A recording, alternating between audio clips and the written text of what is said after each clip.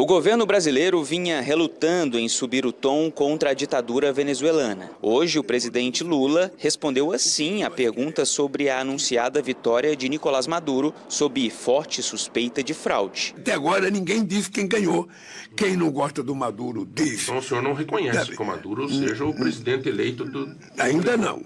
Ainda não. Ele sabe que ele está devendo uma explicação para a sociedade brasileira e para o mundo. Lula defendeu duas alternativas para a crise: um governo de coalizão com os setores da oposição ou uma nova eleição. Se ele tiver bom senso, ele poderia tentar fazer uma conclamação ao povo da Venezuela, quem sabe até convocar uma novas eleições, estabelecer um critério de participação de todos os candidatos, criar um comitê eleitoral suprapartidário que participe todo mundo e deixar que entre, olheiros do mundo inteiro para ver as eleições. Lula falou sobre a proposta com o presidente da Colômbia, Gustavo Petro, mas nada foi formalizado para ser apresentado ao ditador venezuelano. Os Estados Unidos acompanham de perto as ações. Lula e o presidente norte-americano Joe Biden devem conversar novamente por telefone. Américo Martins afirma que diplomacia brasileira se encontra em posição delicada ao não reconhecer reeleição de Maduro sem acesso às atas eleitorais.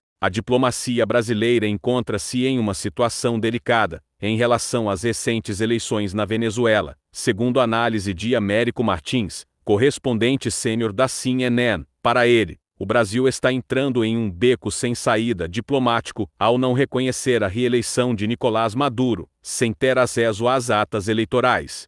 Hoje, ao ser questionado se apoia uma nova eleição na Venezuela, Biden disse apenas que sim.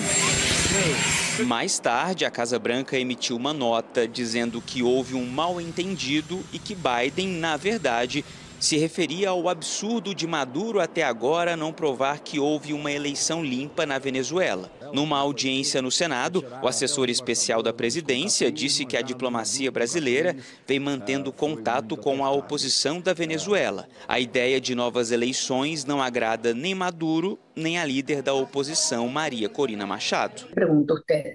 Eu pergunto a vocês, se não gostam do resultado da segunda eleição, vamos para a terceira, quarta e quinta, até que Maduro tenha o resultado que ele quer. Para mim é uma falta de respeito aos venezuelanos que expressaram sua soberania popular.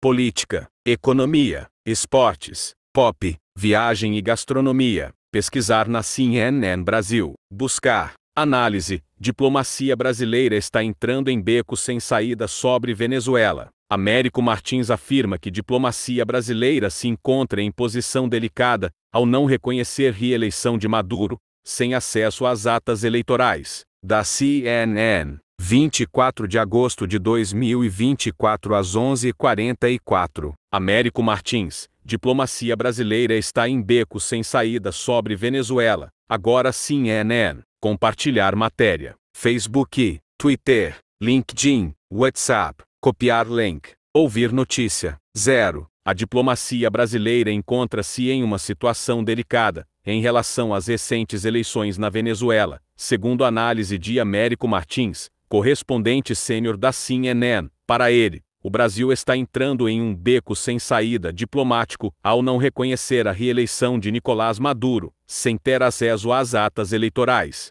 De acordo com Américo Martins, o Brasil afirma que não reconhecerá a suposta vitória de Maduro até que todas as atas eleitorais sejam publicadas e disponibilizadas para verificação pública. Esta posição coloca o país em uma situação complicada, pois o Conselho Nacional Eleitoral da Venezuela, controlado pelo regime de Maduro, declarou sua vitória com 51% dos votos, mas não divulgou os números que comprovam esse resultado. Justiça venezuelana e falta de transparência. O analista ressalta que a oposição venezuelana recorreu à justiça, conforme sugerido pelo presidente Lula. No entanto, Martins enfatiza que o sistema judiciário venezuelano não é independente, sendo controlado pelo regime. Analista menciona que o Brasil e a Colômbia, dois países importantes para a Venezuela, estão prestes a emitir um comunicado conjunto sobre a situação. Embora o esperado fosse uma posição crítica em relação às fraudes eleitorais,